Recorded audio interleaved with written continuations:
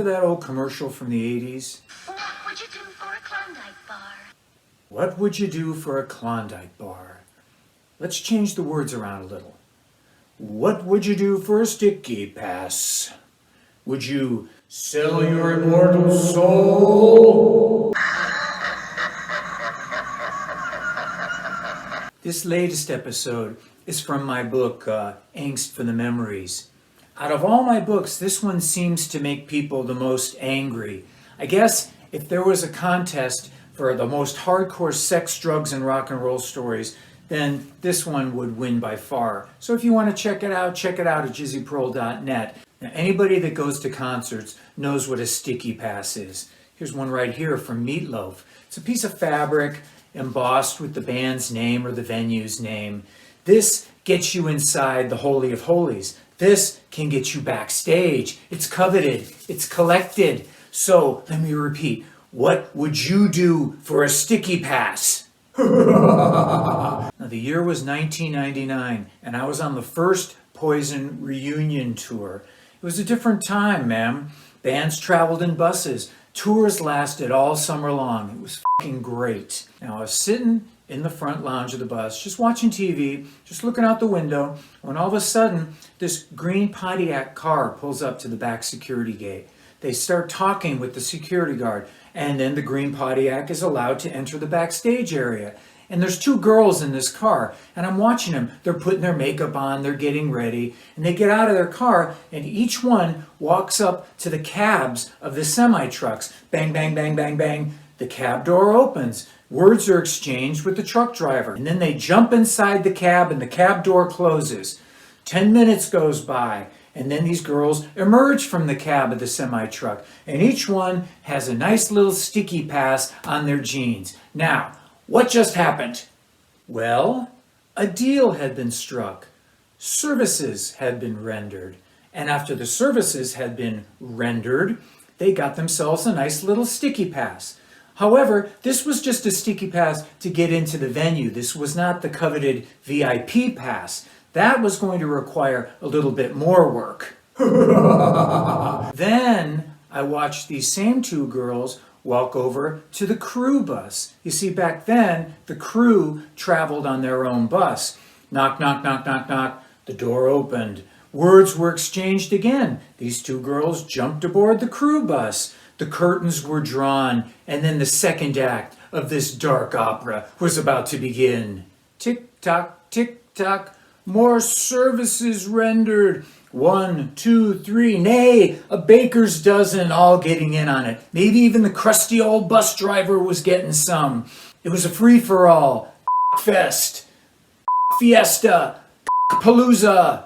One of the roadies then exited the crew bus, came over to our bus. Bang, bang, bang, bang, bang. I let him in, and he told me in no uncertain terms that were to be had over on the crew bus. They're just giving them away. I politely declined. I had no desire to boldly go where all men had gone before. After what seemed like an eternity, these two girls finally exited the crew bus. A little worse for wear, perhaps.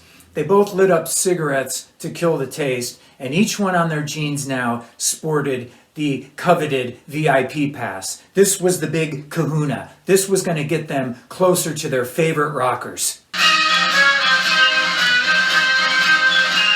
Is this a thing? Well, it was a thing. Is it still a thing? Probably still a thing.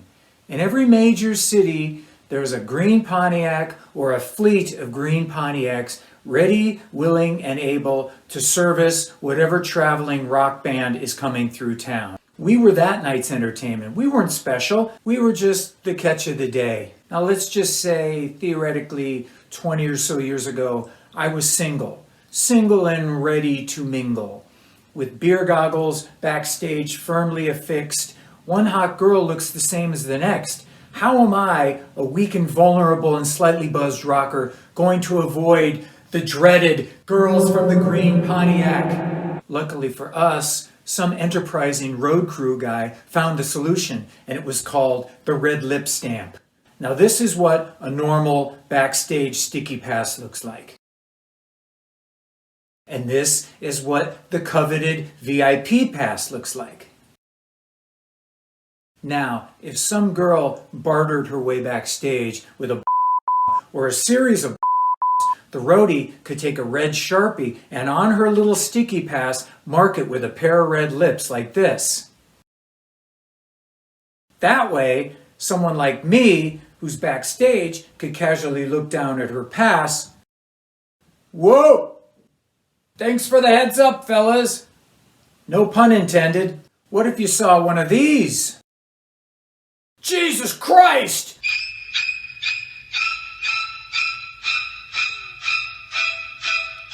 Now, there's a famous story about a guy, a musician, who was not well liked by his band and crew. He was sort of arrogant.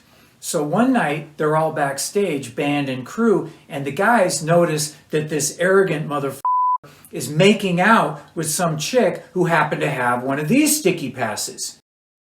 The crew guys literally wagered their salaries, and the highest bidder got to go tell him who he was making out with. Must be a lady tonight.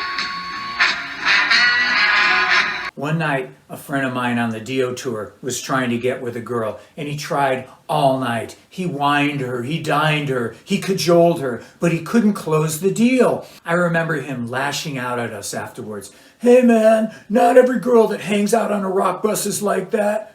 Really?